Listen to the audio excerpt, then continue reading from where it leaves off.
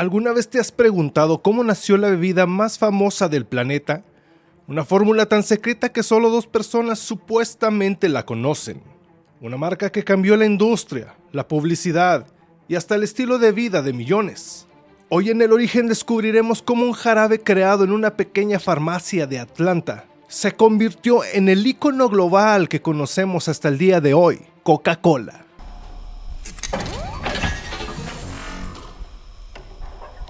Para entender el origen de Coca-Cola tenemos que viajar a finales del siglo XIX, una época marcada por rápidos avances científicos, guerras recientes y una medicina aún experimental. En este contexto aparece John Steed Pemberton, un farmacéutico de Atlanta con una vida tan complicada como interesante. Pemberton había servido como teniente coronel en el ejército confederado durante la Guerra Civil de Estados Unidos. En una de las batallas resultó gravemente herido por un sablazo. Aunque sobrevivió, las secuencias fueron devastadoras. El dolor crónico lo acompañaría el resto de su vida, y con él, una consecuencia peligrosa. Se volvió dependiente de la morfina, uno de los analgésicos más usados de la época. Frustrado por su adicción y decidido a encontrar una alternativa que pudiera calmar su dolor sin destruir su salud, Pemberton volcó su conocimiento como químico y boticario en buscar una fórmula medicinal que fuera efectiva y, sobre todo, no adictiva. Esto lo llevó a experimentar con diversos ingredientes de moda, entre ellos la hoja de coca, muy popular en Europa gracias a el vino Mariani, una bebida energética con cocaína que celebridades y hasta el Papa consumían. La nuez de cola, originaria de África Occidental, conocida por su fuerte contenido de cafeína, extractos herbales, aceites esenciales y jarabes con propiedades vigorizantes. En 1985, Pemberton creó su primera fórmula conocida como Pemberton French Wine Coke, una mezcla de vino, coca y otros componentes que prometían aliviar dolores, mejorar el estado de ánimo e incluso dar energía mental. La bebida comenzó a ganar fama local, especialmente entre empresarios que buscaban un tónico estimulante, pero un giro inesperado cambiaría el rumbo de su creación. A finales de 1885 e inicios de 1886, la ciudad de Atlanta aprobó leyes de prohibición del alcohol, lo que obligó a Pemberton a reformular su tónico sin vino. Fue entonces cuando nació la base del producto que el mundo conocería como Coca-Cola.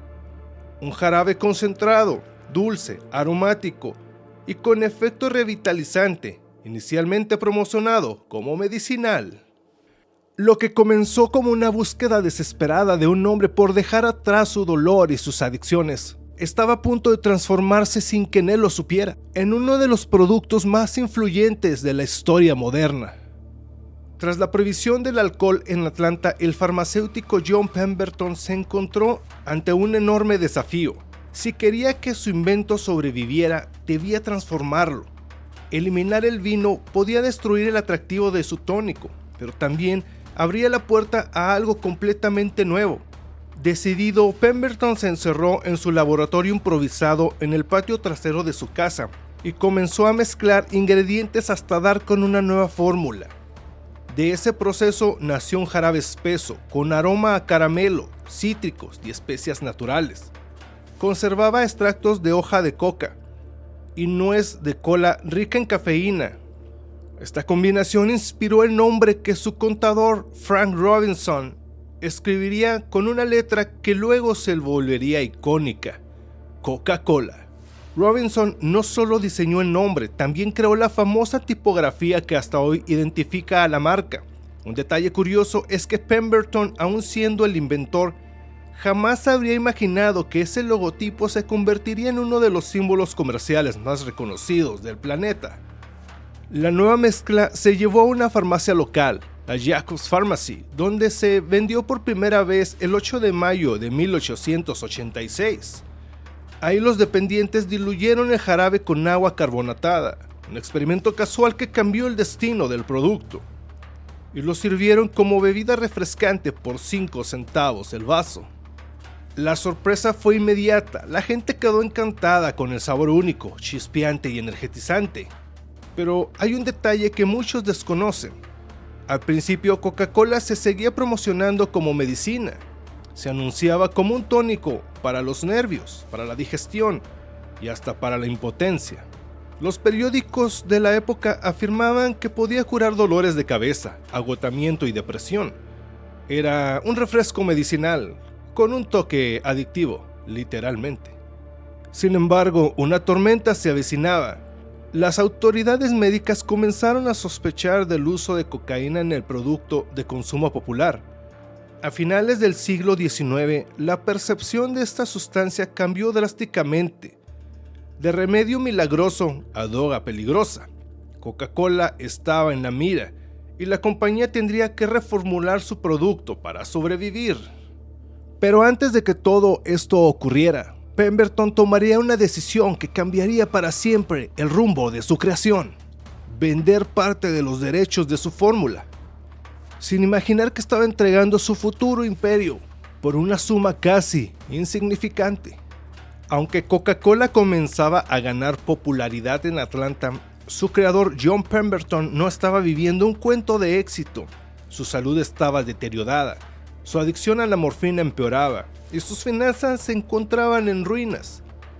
Irónicamente, mientras su invento empezaba a encender chispas de interés comercial, él luchaba desesperadamente por sobrevivir. Consumido por deudas médicas, Pemberton empezó a vender porciones de sus derechos de su fórmula a distintos socios para conseguir dinero rápido. En su mente, Coca-Cola era un tónico medicinal más, no un futuro imperio. Su visión estaba limitada por el sufrimiento personal, pero no todos veían el producto con los mismos ojos. Aquí entraba en escena un personaje clave, Asa Griggs Candler, un ambicioso empresario que tenía algo que Pemberton ya no podía sostener: visión, energía y un olfato para los negocios. Candler vio el potencial de la bebida no como medicina, sino como un producto comercial, una marca que podía expandirse más allá de Atlanta. Entre 1887 y 1888, Candler aprovechó el deterioro emocional y económico del inventor para comprarle los derechos. Algunas versiones históricas sugieren que Pemberton no estaba plenamente consciente del valor de lo que cedía, y que Candler había utilizado tácticas poco éticas para asegurarse el control total. Hay registros de que adquirió los derechos por apenas $2,300, equivalentes a poco más de $70,000 actuales. Una cifra ridícula comparada con el imperio multimillonario que sería después. Pero el giro más trágico es este. Pemberton todavía tenía un sueño, deseaba dejarle Coca-Cola a su hijo, Charlie Pemberton, también farmacéutico, pero con un problema: él también era adicto, en su caso, al opio. Pemberton quiso asegurarse de que su hijo heredara parte del negocio. Sin embargo, ya era demasiado tarde. Candler siguió comprando acciones hasta quedarse con todo. En 1888, apenas 2 años después de haber creado la bebida, John Pemberton murió enfermo, sin fortuna y convencido de que su invento desaparecería con él. No vivió para ver la magnitud de aquello que había nacido en su dolor y de su búsqueda por dejar las drogas. Trágicamente, su hijo Charlie también fallecería pocos años más tarde, sin haber beneficiado del legado familiar. Mientras tanto, Asa Candler transformó la fórmula de una botica local en uno de los productos más exitosos del mundo. Coca-Cola ya no era un remedio, estaba a punto de convertirse en un símbolo cultural global. Tras la muerte de Pemberton, Asa Candler tomó el control absoluto de Coca-Cola y comenzó un proceso silencioso, pero crucial: transformar un tónico medicinal con cocaína en una bebida comercial de consumo masivo. Candler tenía claro que si Coca-Cola quería sobrevivir y expandirse, debía romper con su pasado farmacéutico y con su ingrediente más polémico. Sí, en sus primeros años, cada vaso de Coca-Cola tenía aproximadamente 9 miligramos de cocaína. Poco para los estándares actuales, pero suficiente para mantener un buen humor y energía. Sin embargo, a finales del siglo XIX, la percepción pública de la cocaína cambió drásticamente. Pasó de ser el remedio milagroso a ser considerada una sustancia adictiva, peligrosa y socialmente alarmante. Candler sabía que si la gente conocía la cantidad real que contenía la Coca-Cola, el producto debía desaparecer. Así que hizo dos movimientos drásticos. A inicios del siglo XX comenzó a reducir discretamente el contenido de cocaína. No lo anunciaron, no lo explicaron, simplemente lo bajaron paso a paso para evitar escándalos. Para 1903 la compañía cambió a un extracto de coca descocainizado, pero mantuvo la hoja de coca como ingrediente para conservar el sabor original. Un detalle poco conocido es que Coca-Cola sigue utilizando la hoja de coca, pero procesada por el único laboratorio autorizado en Estados Unidos, con licencia federal para el manejo de cocaína, la Stephan Company en Nueva Jersey. La cocaína extraída se utiliza con fines médicos y el resto va a la Coca-Cola. ¿Coincidencia? Mientras ocultaba los cambios en la fórmula, Candler hizo algo igual de controvertido. Reemplazó la promesa medicinal por una estrategia de marketing emocional. La empresa dejó de hablar de curas y empezó a vender sensaciones. Refresca tu espíritu, disfruta la vida, la pausa que refresca. Candler repartió cupones gratuitos, pintó murales en edificios, regaló productos con el logo e inundó a Estados Unidos con anuncios que convertían a Coca-Cola en una experiencia social, no un remedio. La transformación fue brillante e inquietante. La cocaína salió silenciosamente por la puerta de atrás mientras una maquinaria de publicidad entró por la delantera para convertir a Coca-Cola en un producto deseable, adictivo y culturalmente aspiracional, aunque por motivos muy distintos a los del inicio. Para 1915, la bebida no solo había cambiado la fórmula, había cambiado la identidad. A comienzos del siglo XX, Coca-Cola ya era un éxito en Estados Unidos, pero su ambición no tenía fronteras. Lo que comenzó como un refresco en una farmacia del sur estaba a punto de convertirse en una herramienta de poder económico, político y hasta militar. La Segunda Guerra Mundial, el arma refrescante del patriotismo. Durante la Segunda Guerra Mundial, Coca-Cola tomó una decisión histórica. No solo apoyaría a los soldados estadounidenses, se iría a la guerra con ellos. El presidente de la compañía, Robert Woodruff, declaró que todo soldado americano debe poder comprar una Coca-Cola por 5 centavos, sin importar en qué parte del mundo esté. El resultado, el gobierno de Estados Unidos calificó a Coca-Cola como producto esencial para la moral militar y facilitó permisos para instalar plantas embotelladoras cerca de los frentes de batalla. No era altruismo, era estrategia. Donde llegaba el ejército estadounidense, llegaba Coca-Cola. La marca se expandió por Europa, Asia, África, bajo la sombra de la guerra, convirtiéndose en un símbolo cultural del estilo de vida americano. Al terminar estos conflictos, esas plantas que deberían servir temporalmente quedaron instaladas como bases comerciales. Coca-Cola había utilizado la guerra como catapulta global. Con una presencia mundial en crecimiento, Coca-Cola también perfeccionó su arma más efectiva, el marketing emocional. Ya no vendía solo una bebida, sino valores, felicidad, unión, juventud, Navidad, amistad. Crear asociaciones psicológicas fue su jugada maestra. Un ejemplo perfecto es Santa Claus. Si bien no lo inventaron, Coca-Cola popularizó la imagen moderna de Santa, gordito, de barba blanca, vestido de rojo Coca-Cola y siempre sonriente. Fue una campaña publicitaria de 1931 para reforzar el espíritu navideño, ligado a la bebida. Hasta hoy, la mayoría de personas creen que ese es el Santa original. Eso es control cultural. No todo era felicidad y burbujas. A lo largo del siglo XX surgieron múltiples controversias.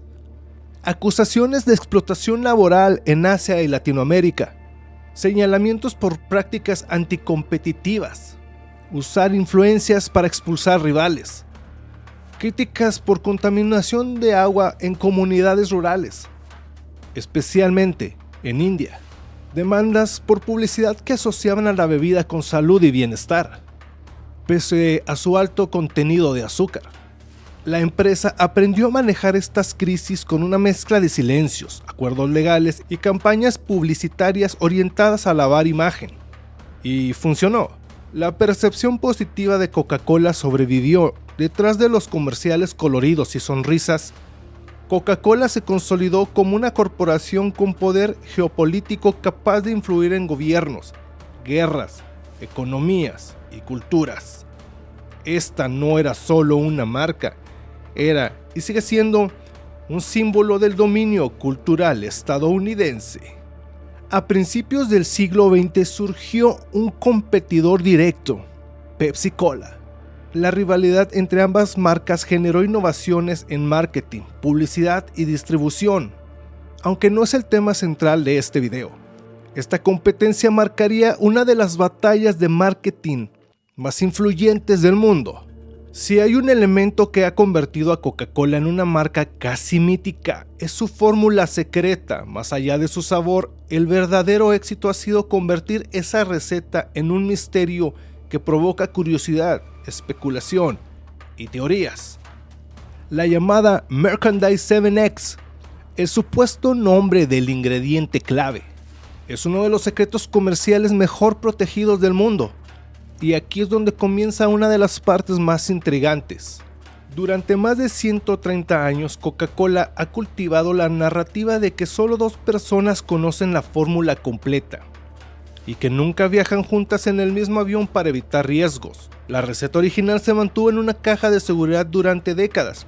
En 2011, la compañía trasladó públicamente el documento a una bóveda en el World of Coca-Cola, en Atlanta, donde puede verse pero no leerse, detrás de un cristal de alta seguridad. Pero muchos creen que esta teatralidad es parte del marketing y que la verdadera fórmula nunca ha estado ahí. Hay teorías que sugieren que el secreto no es la fórmula completa, sino una combinación específica de aromas ultraconcentrados que dan el sabor característico e imposible de copiar. Estas esencias serían producidas por laboratorios externos bajo contratos confidenciales, de forma que ningún proveedor conozca la receta final. El aura secreta ha alimentado teorías durante años. La receta ya no es la misma. Algunos ex empleados afirman que la fórmula ha sido alterada más de lo que se admite, pero Coca-Cola mantiene el mito de sabor original para no afectar ventas, que cambia según el país. Varias investigaciones sugieren que la bebida sabe diferente dependiendo del país porque los ingredientes no son idénticos. Ejemplo, México usa azúcar de caña, Estados Unidos usa jarabe de maíz, mismo producto, no del todo. El misterio es marketing, no protección. Algunos analistas creen que si la receta fuera revelada, pues no pasaría nada. Nadie puede replicar su poder de marca. Así que el secreto se mantiene solo porque vende por sí mismo. Que la fórmula incluye un ingrediente adictivo no declarado. Los más conspirativos aseguran que Coca-Cola utiliza microdosis de compuestos que estimulan el cerebro de fórmula similar al azúcar combinada con cafeína, creando dependencia emocional y sensorial. Ciencia o sugestión, difícil de comprobar, pero millones de personas confiesan ser adictas a Coca-Cola.